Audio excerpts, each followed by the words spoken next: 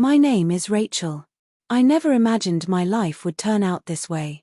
When I first met David, he was charming and made so many promises. He said, "Rachel, I'll look after you. You'll never be alone." I believed him. Now, years on, I understand that life rarely matches our expectations. The alarm blared. I leapt out of bed. I had to make breakfast, prepare packed lunches, and get my daughter Lily ready for school. David was still sprawled across the mattress. I nudged him gently. "David, wake up.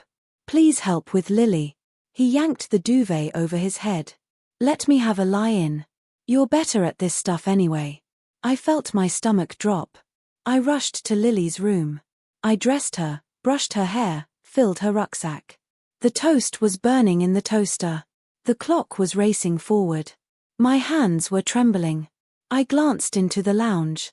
David was slumped on the sofa scrolling through his mobile. I called out, "Can you at least help Lily with her shoes?" He didn't even look up. "Stop nagging, Rachel. You're giving me a headache." I couldn't contain it any longer. A headache? "David, I do absolutely everything on my own. You do sod all." He shut his eyes. "I'm knackered." "Stop going on." Knackered from what? He had no job.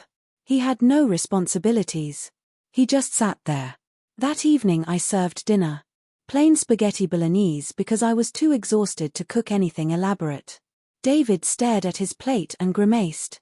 "Spag bol again? Why can't you make something decent? A proper roast or a curry?" My chest felt tight. "Decent? David, I go to work full-time. I clean this flat. I look after Lily. I do bloody everything. And you sit on the sofa watching Netflix all day. And then you complain about what I've cooked." He slammed his fist on the table. "Don't you dare raise your voice at me. I'm the man of this house." Tears welled up. "You're not a man, David. You're just bone idle." His face flushed red. "If you don't like it, then piss off." I froze. Leave with a child? Where would I go? The next morning, our neighbor Claire stopped me outside the flats. "Rachel, why are you always rushing about on your own? Does David never help out?" I forced a smile.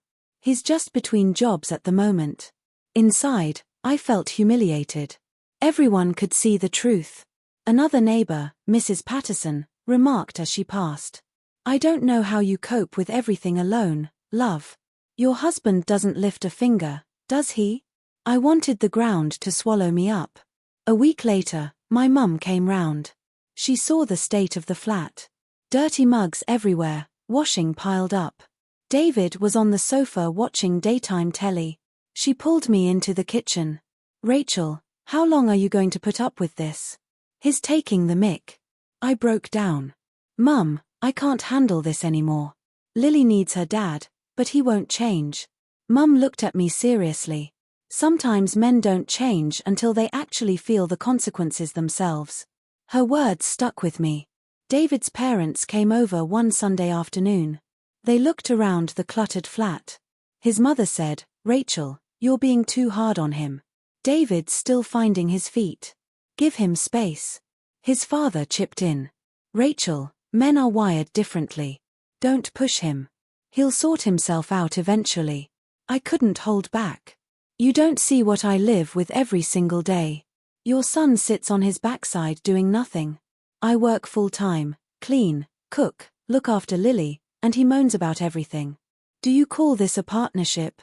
They looked taken aback. His mother said, "Rachel, he's your husband. You need to be more understanding." I shook my head. "Understanding? I'm tired of being understanding. He can't even do one simple task without complaining." They fell silent. That evening, I sat beside David. "David, don't you feel guilty watching me work myself into the ground?" He kept his eyes on the television. "Women are naturally good at this stuff. It's what you're meant to do." The words cut deep. I stood up. "No, David. I'm not your skivvy. I won't cook for you anymore. I won't wash your clothes. I won't clean up after you." He laughed. "You can't manage without me." I stared at him. "No, David. You can't manage without me. The next morning, I only made breakfast for Lily and myself. David came into the kitchen. "Where's my breakfast?" "In the fridge," I said. "Cook it yourself." He stood up furiously. "Rachel, you're having a laugh." I looked him in the eye. "You've made my life miserable for years. Now it's your turn to feel it."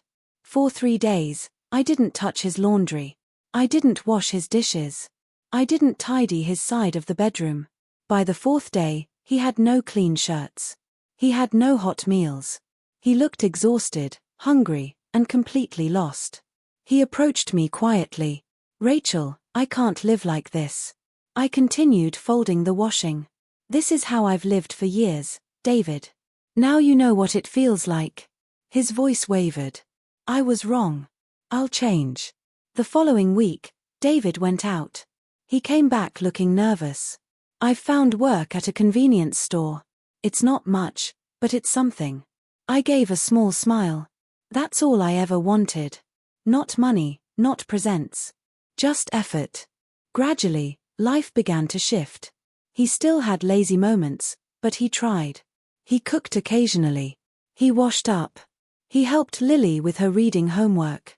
But my heart wasn't settled yet. Every time he helped out, I wondered, will this last, or will he slip back into his old habits? Some nights I lay awake listening to his quiet breathing, and I prayed, please let this change be genuine. Don't let him forget how much we suffered because he couldn't be bothered. One evening, David forgot to pay the council tax. We got a final reminder. I was angry but kept my composure. "David, I can't do everything. You need to remember these things." He looked down. "I'm sorry. I'll be more careful." Lily said, "Dad, don't worry. I know you're trying." Even small words gave him encouragement.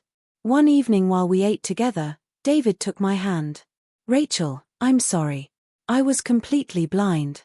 Thank you for not walking out on me." I looked at him and said quietly, "Don't thank me. Thank yourself for finally stepping up." Lily hugged him. "Dad, I like it when you help me with my homework." David smiled, and I saw genuine hope in his eyes. That's my story. The story of a lazy husband and a wife who refused to stay silent. Because silence destroys relationships, but honesty, courage, and effort can save them. Life isn't easy, but change is possible.